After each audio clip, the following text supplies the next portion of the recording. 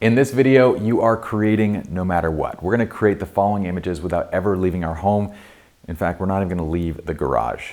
My name is Pye, and I'm one of the founders of Pye Jirsa Photography and SLRLounge.com. We're teaming up with Adorama to bring you a new series of photography tutorials called Master Your Craft right here on Adorama TV. So let's dive in. What's up, friends? My name is Pye and welcome to Adorama TV. It's wonderful being back here with y'all. So look, I don't know where you're at, but sometimes we can't get out and shoot and do the things we want to do these days. So we're going to create no matter what. We're going to create inside of our home. All you really need for this tutorial is a room that you can basically black out. So we're here in my garage. And on top of that, you're going to need a basic dedicated camera. Really anything goes. I'm going to be using the new Sony A7C paired with a Samyang 35mm. It's a really cost-effective combo, really great camera and lens setup as well. So a couple of the things you're going to want for this video are some string lights. You can get these pretty much anywhere. I think they're less than 10 bucks on Amazon. Really handy, very fun, creative tools. We're also going to be using this. This is a weird object I picked up at the local craft store. It might be like something to hold candles or maybe a light bulb, I don't know. But really anything reflective, glass, anything like that that will bend light is gonna totally work. If you have a fun globe, grab it. Last, we're using this. This is a bronze tube. My buddy Sam Hurd actually popularized using these things, and we're gonna create some cool effects. What I don't know if you have seen yet is pairing this with LED string lights. Because there's so many lights, you're gonna get a really cool effect where that flare is kind of emphasized because of all the different LEDs. So grab your bronze ring. Now let me introduce you to our lovely model, Chelsea. Come on in. Y'all have met Chelsea before. We're gonna link her up so you guys can be sure to follow her as well. Chelsea, I'm gonna go ahead and have you sit against this. You're just gonna have your subject sit against a plain white wall.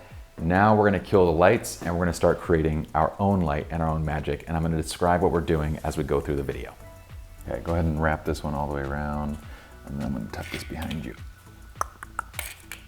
Actually, that's good. Having wrapped the fairy lights around Chelsea's arms and hands, now I'm using one hand to basically bring it close to the face to use the fairy lights on her palm to light her face. Then with the other hand, I'm kind of bringing it forward into the camera as a bit of a foreground object. Really, I'm just playing around. Side note, that shot there made me instantly think of an Iron Man photograph. Not necessarily the look I was going for, but that's what it looked like.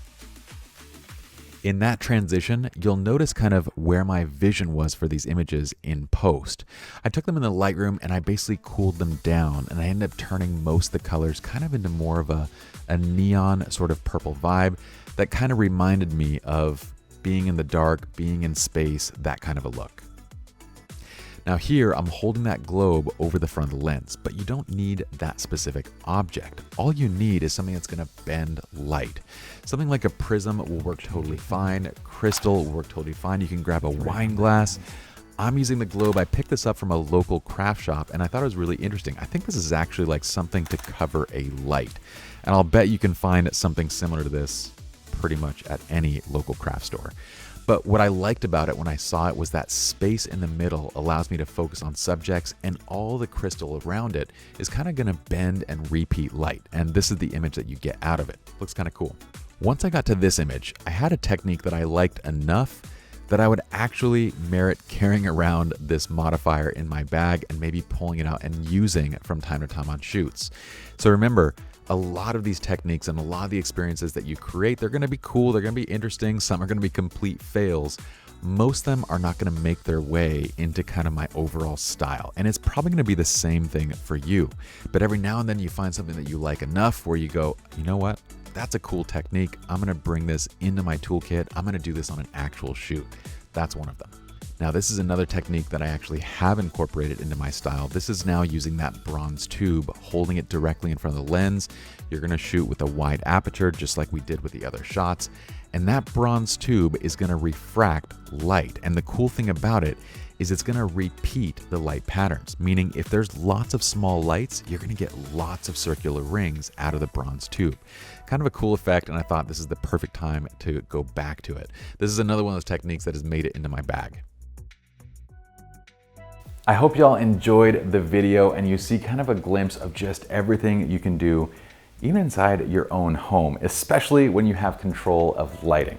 I want to thank Chelsea. Again, be sure to check out her work. In the meantime, I'd love for you to subscribe to the Adorama TV channel, like the video, comment below, let me know what you think, and I'll see you guys back here, same time, same place next week. Peace.